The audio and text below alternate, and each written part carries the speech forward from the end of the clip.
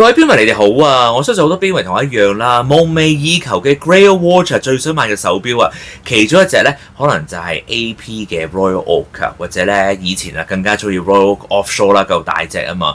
咁但係咧嗰啲錶啊，就算你話二手價動輒啊，都係6位數字噶嘛，十幾廿萬咁樣啊，真係唔係咧普通人可以買到啊。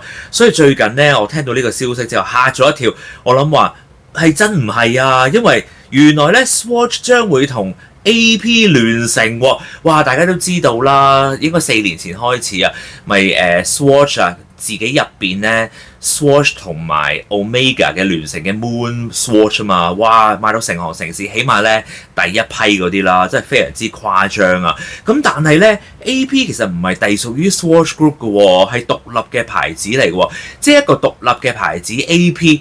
殿堂級啊 Holy Trinity 其中一個牌子，竟然會同 Swatch Group 嘅 Swatch 嘅手錶聯乘喎！我仲見到呢啲相，真係見到哇！即係咧，無論係錶圈螺絲外露設計啊，定係錶面嗰啲格紋或者巴黎窩釘咧，睇落啊真係好似 Royal Oak Offshore 啊！咁但係呢個系列咧就叫做 Swatch 嘅乜嘢啊 Royal Pop 咯，真係幾得意啊！唔係 Royal Oak 啊 Royal Pop 啊！咁戴上手咧，大家都一定啊係認得 AP 嘅設計嚟嘅。咁其實咧，我網上都見到好多圖啊，譬如話呢一幅啊藍色版本啊，仲有其他好多顏色啊，即係突然間令我諗起咧，反而係 Maurice Lacroix 嘅 Icon 啊嗰啲嘅手錶啦，佢亦都有膠殼啦，回收塑料做嘅膠殼啦。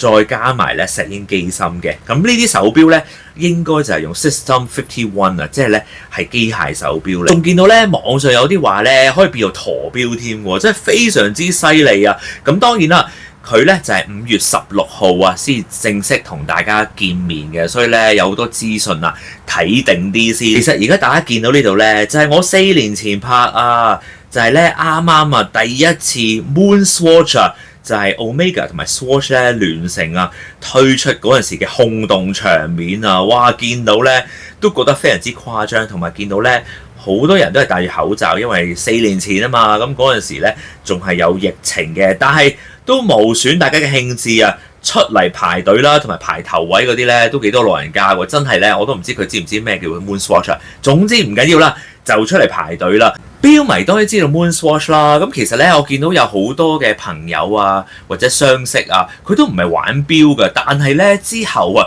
手上咧都戴住一隻 Moon Swatch 嘅手錶，所以你知道哇原來 Moon Swatch 咧真係幾 popular 嚇，就算唔係錶迷啊都會買嚟戴嘅。咁 Omega 咧都係貴嘅手錶嚟嘅，譬如話Omega Speedmaster 嗰啲咁幾萬蚊至到十萬十幾萬都有啦。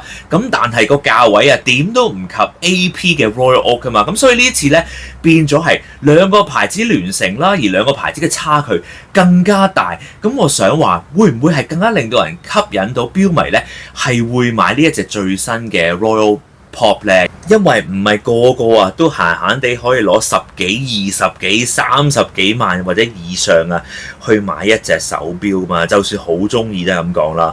咁唔通到時會重現呢個更震撼嘅畫面？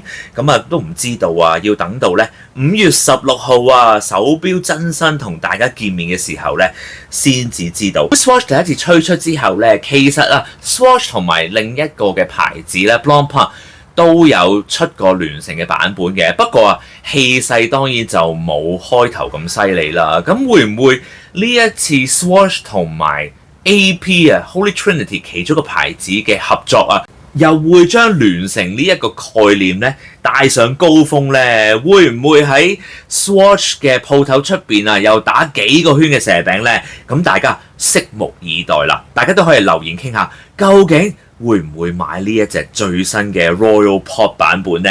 希望大家都中意我今日嘅分享啦，拜拜。